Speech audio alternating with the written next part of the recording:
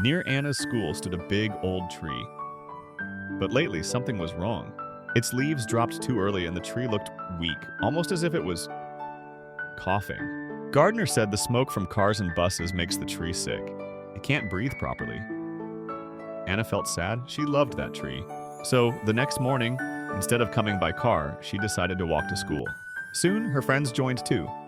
One walked, another cycled, and little by little the road became quieter, cleaner. The coughing tree stood tall once more, its branches full of fresh leaves swaying happily in the breeze. Walking or cycling doesn't just keep us healthy, it helps nature breathe too. Moral: small choices can make a big difference for our planet.